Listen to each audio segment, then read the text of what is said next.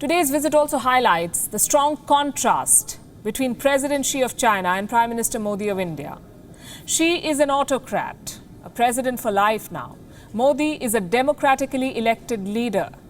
Xi went missing when the Wuhan virus outbreak happened in China. Modi intensified his outreach to the people of India. Xi's China exported the virus and sent faulty test kits to the world. Modi's India sent the world medical equipment and drugs. Betrayal is the hallmark of Xi's diplomacy. Consensus building is Modi's style. Xi has picked fights with the world to expand his power and territory. Modi has built alliances and led joint efforts to fight everything from climate change to this pandemic. And today, as Xi sits in his palace in Beijing, remote controlling battles, Prime Minister Modi stood with his soldiers in Ladakh. Here's a report.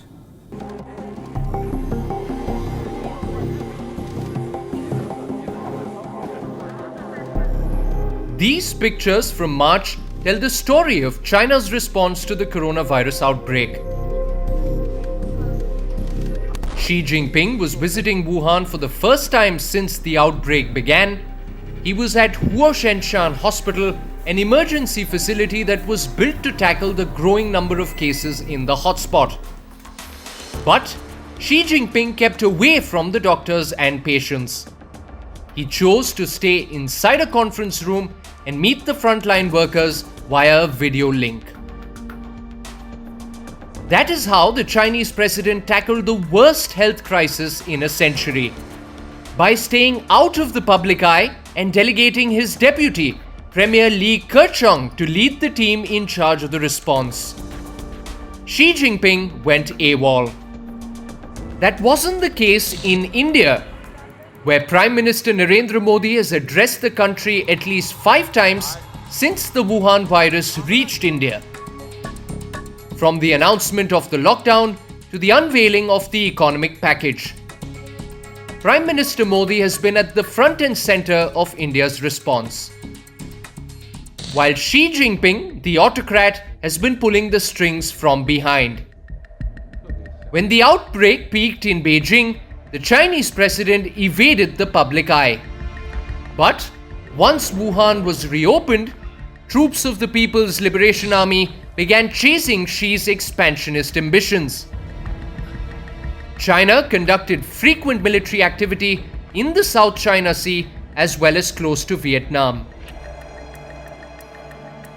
Then came the betrayal. China amassed troops along the line of actual control in Ladakh. They clashed with the Indian soldiers as Beijing picked a fight with India. Even when India stood by China as a friend at the height of the coronavirus crisis. India provided 15 tons of medical supplies to China. At a time when the coronavirus crisis was at its peak in China, India supplied medicines and medical equipment. A reply to the lower house of the Indian Parliament in March spells out the details of India's assistance, worth more than 2 crores. These supplies were handed over to the Hubei Charity Federation in Wuhan. In return, China opened a bloody standoff with India in Ladakh. Such betrayals have become a hallmark of Xi Jinping's foreign policy. At a time when there is a trust deficit in global leadership, Narendra Modi has tried to shape India's position as a global consensus builder. It began with a virtual meeting of the SAARC nations, something that was initiated by India. Prime Minister Modi also participated in virtual summits of the non-aligned movement as well as the G20. Between March and May, the Indian Prime Minister spoke to 36 leaders in an effort to forge a global partnership to fight COVID-19. Narendra Modi and Xi Jinping enjoy a firm grip on power as leaders. But their approach to some of the biggest challenges in the world is fundamentally different.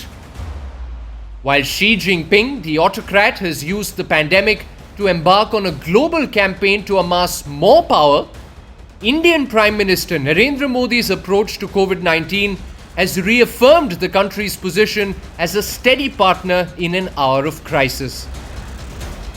Bureau Report, WION World is One.